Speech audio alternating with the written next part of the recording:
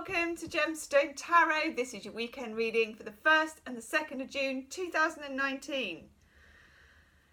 I've pulled a couple of cards already, long story. Okay, Brian and Wendy Frood, Heart of the Fairy Oracle, the Sorcerer. Now the Sorcerer is kind of, I suppose, akin to the Magician in traditional tarot, but it's not quite the same. Normally when you see the Magician, there'll be someone with a cape and there'll be a table and they'll have a pentacle, a cup, a wand and a sword. They'll have all of the kind of external majestic frippery to do alchemy. They'll have the earth, I always want to say earth, wind and fire then. They'll have the earth, the air, the water and the fire. They have the elements, they have the knowledge. You'll see there'll be an infinity symbol above their head.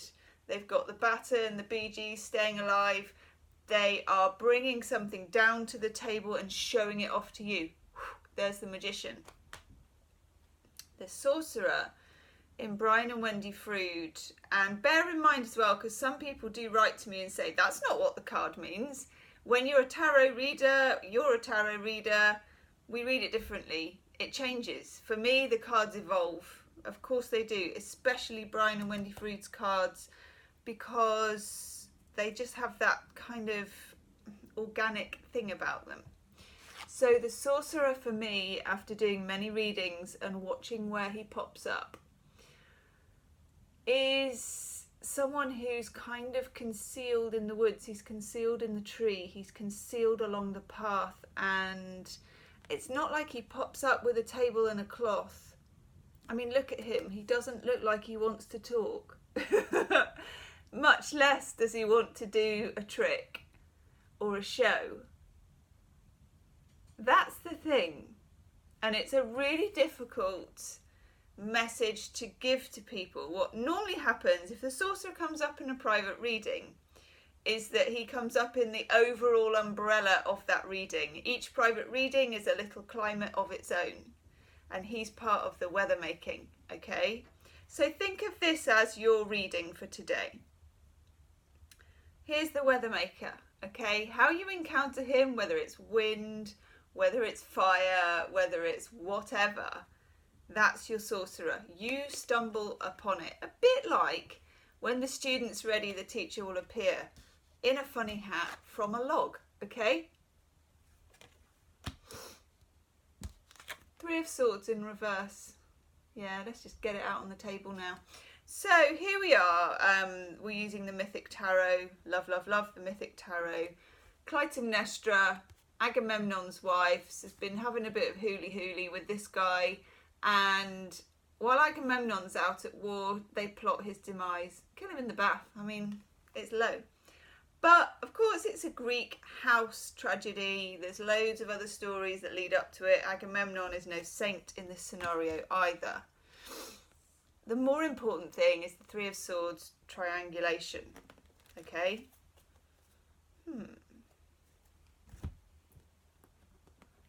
We've done some readings recently. Yeah. Which have been quite... There's been the devil in the tower, and it's been ridding ourselves of some kind of toxicity. And the Three of Swords is to do with toxic history. I feel like, and we're going to go weird now, I feel like it's a toxic dialectic. Okay, so I hope I can keep track of even myself now. So I'm talking Hegel's dialectic, where he has a thesis, which is given something, an antithesis, the opposite of it, and then you come with a synthesis. Got it? Okay? Thesis, antithesis, synthesis. Thesis, antithesis, synthesis. It's like economics, it's like politics, it's like what happens in the world, but it's life. And it forms a dialectic. I suppose you could call it the zeitgeist, the spirit moving through history. Okay, that's what he calls it. Now I'm doing my dialectic, because it's not as easy as that. It's more of a it's more of a that. Three of Swords, the Sorcerer. The Sorcerer makes it weird, okay? Blame the Sorcerer. The weeding. The reading is weird, blame the sorcerer, okay? A dialectic of pain, of sorrow, of rusty swords leaving the heart, of old wounds, okay? Animal spirit card, we get Scorpion. Scorpio full moon, responsible for a lot of this still, I feel that. Now, the Scorpion, of course, is very ancient, and for me, it's very beautiful and very wise, but also there's this build-up of fire in the tail, and of course, the famous fact that they can sting and stuff like that. For me, it feels like the need for some kind of... It feels like we want retribution. We're human. Probably we do, okay? But it feels like with the sorcerer, we're having to move beyond that. And I am going to have one of these.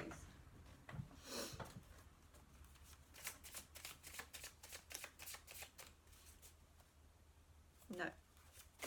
These are Chuck Spezzano's healing cards. Oh my god. Oh my god. Good thing I wore my Stranger Things t-shirt today, isn't it? Wow. We get Unconscious and the Dark Story. This, if you can see, is a book with a story on it, with various scenarios, none of which look that pretty, okay? This is our subconscious story. If you think of the Devil and the Tower that we got, I think it was yesterday, you can hardly even remember it. This is what we get from our ancestors. This is the publicity from our family. So if our family were writing the family book, this is the chapter entitled Your Story, okay? Now, history, as we talked about, is a dialectic. It's ever evolving and it's ever changing, and that is the magic, the sorcerer, that you have at your fingertips, soul tips, whatever you want to call it. You can rewrite this story. You can burn this story. You can take this story with you all your life. You can dare to ink a new page. That's what I'm getting, okay? Sounds easy. It's a lot easier to stay in the same story, to reiterate the same story, to believe the same beliefs. This is cracking the safe and opening something new. And I really like it. I really like it.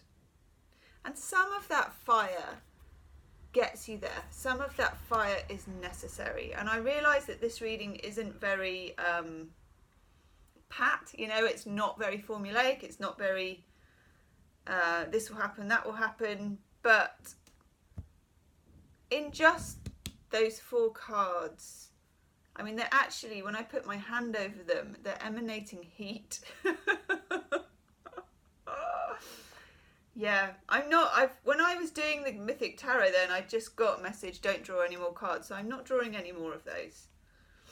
And I'm going to have Wisdom of the Hidden Realms, and we're going to have Belinda. Well, no, we're going to have one of those actually. Whew, how strange.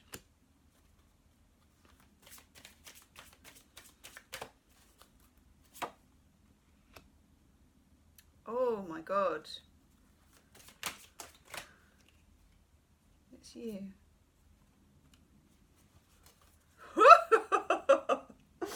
Woohoo! Right, okay. I get the Diamond Dreamer and the Metal King as a pair. These for me are cast iron influences, material wealth, discipline, boundaries, armour, true prosperity, everything you've ever been taught, everything that's written in that book. And I take this almost as someone throwing down the gauntlet for you to challenge it. I've never pulled this card. And I love it. The Lady of Lightning. Now, look what it says on here. Surprises, sometimes shocks. A total paradigm shift. We love a paradigm shift. A paradigm is a story. It is a particular bunch of dialectic clusters, okay? There's a shift. Do you remember that we had the Tower and the Devil? More than once as well. I love a paradigm shift. Yay. Take one more. If I ever get around to doing t-shirts, which I really want to do, I think I might have one that just says, might just have one that says paradigm shift, or I love a paradigm shift. People will be like, what? Serenity, which is acceptance of truth and integrity. Nakedness is optional, okay? What do you make of that? Leave me a comment, okay? Check out your June 2019 readings. See you soon. Namaste.